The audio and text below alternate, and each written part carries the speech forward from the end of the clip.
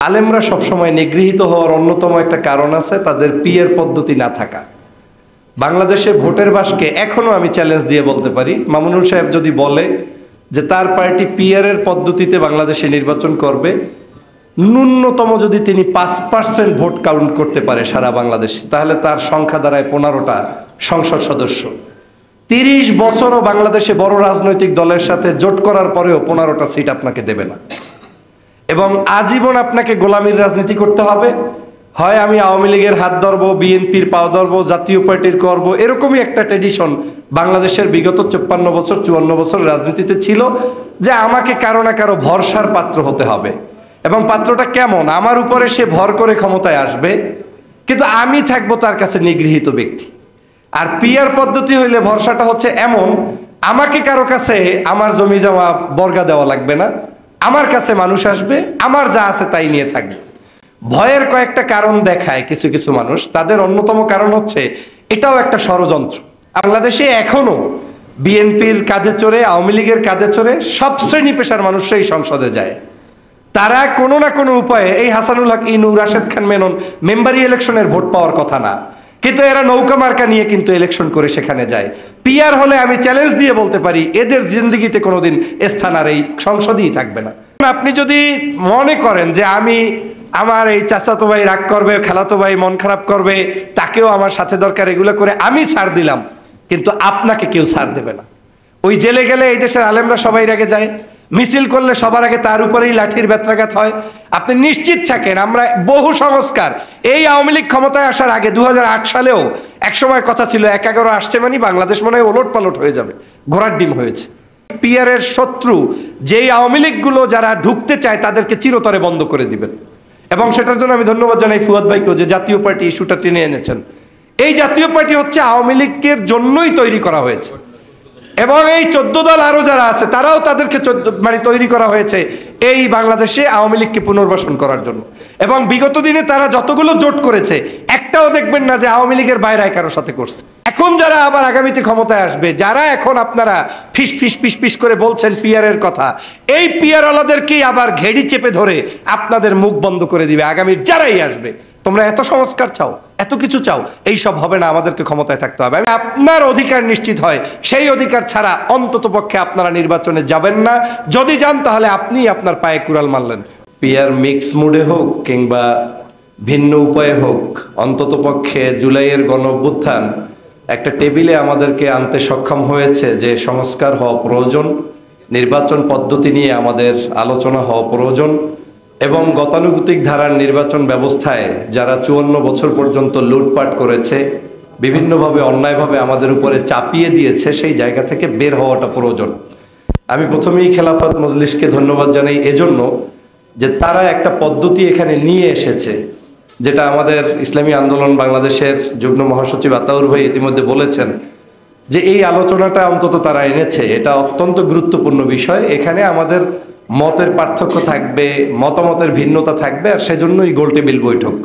এই বৈঠকটায় যদি মতের ভিন্নতা ওনারা গুরুত্ব না দিতেন, নিশ্চয়ই তাহলে ভিন্ন মতের মানুষদেরকে তারা দাওয়াত না দিয়ে সোহরাওয়ার্দী উদ্যানে একটা সমাবেশ করে বলে দিতে পারতেন দিস ইজ ফাইনাল। তো আমরা সেজন্য ধন্যবাদ জানাই যে তারা ইউনিটি কনসেপ্টে আছেন, ইউনিটি উইথ ডাইভার্সিটি, যেটা মতানৈক্য সহ ঐক্যের ভিত্তি, যেটা তারা চাচ্ছেন, সেজন্য আমি ধন্যবাদ জানাই। আমার ব্যক্তিগতভাবে কয়েকটা মতামত আছে। এটা অন্যতম কারণ হচ্ছে আমি আলেমদেরকে পছন্দ করি। আলেমরা সবসময় নিগৃহীত হওয়ার অন্যতম একটা কারণ আছে তাদের পিয়ার পদ্ধতি না থাকা। বাংলাদেশে ভোটের বাসকে এখনো আমি চ্যালেঞ্জ দিয়ে বলতে পারি, মামুনুল সাহেব যদি বলে যে তার পার্টি পিয়ারের পদ্ধতিতে বাংলাদেশে নির্বাচন করবে, ন্যূনতম যদি তিনি 5% ভোট কাউন্ট করতে পারে সারা বাংলাদেশে, তাহলে তার সংখ্যা দাঁড়ায় 15টা সংসদ সদস্য। 30 বছরও বাংলাদেশে বড় রাজনৈতিক দলের সাথে জোট করার পরেও 15টা সিট আপনাকে দেবে না, এবং আজীবন আপনাকে গোলামির রাজনীতি করতে হবে। হয় আমি আওয়ামী লীগের হাত ধরবো, বিএনপির পাও ধরবো, জাতীয় পার্টির করবো, এরকমই একটা ট্রেডিশন বাংলাদেশের বিগত 54 বছর 54 বছর রাজনীতিতে ছিল, যে আমাকে কারো না কারো ভরসার পাত্র হতে হবে। এবং পাত্রটা কেমন? আমার উপরে সে ভর করে ক্ষমতায় আসবে, কিন্তু আমি থাকবো তার কাছে নিগৃহীত ব্যক্তি। আর পিয়ার পদ্ধতি হইলে ভরসাটা হচ্ছে এমন, আমাকে কারো কাছে আমার জমি জমা বর্গা দেওয়া লাগবে না, আমার কাছে মানুষ আসবে, আমার যা আছে তাই নিয়ে থাকবে। ভয়ের কয়েকটা কারণ দেখায় কিছু কিছু মানুষ, তাদের অন্যতম কারণ হচ্ছে এটাও একটা ষড়যন্ত্র। আপনাকে বলবে আওয়ামী লীগ আসতে পারে, অমুক ভোটার আসতে পারে, কি বলে সংখ্যা লঘু পিপলদের একটা সিট আসতে পারে। আপনার এই বাংলাদেশে এখনো বিএনপির কাঁধে চড়ে, আওয়ামী লীগের কাঁধে চড়ে সব শ্রেণী পেশার মানুষরাই সংসদে যায়। তারা কোনো না কোনো উপায়ে, এই হাসানুল হক ইনু, রাশেদ খান মেনন মেম্বারি ইলেকশনের ভোট পাওয়ার কথা না, কিন্তু এরা নৌকা মার্কা নিয়ে কিন্তু ইলেকশন করে সেখানে যায়। পিআর হলে আমি চ্যালেঞ্জ দিয়ে বলতে পারি এদের জিন্দেগিতে কোনোদিন স্থান আর এই সংসদেই থাকবে না। তো ভয়ের কি আছে?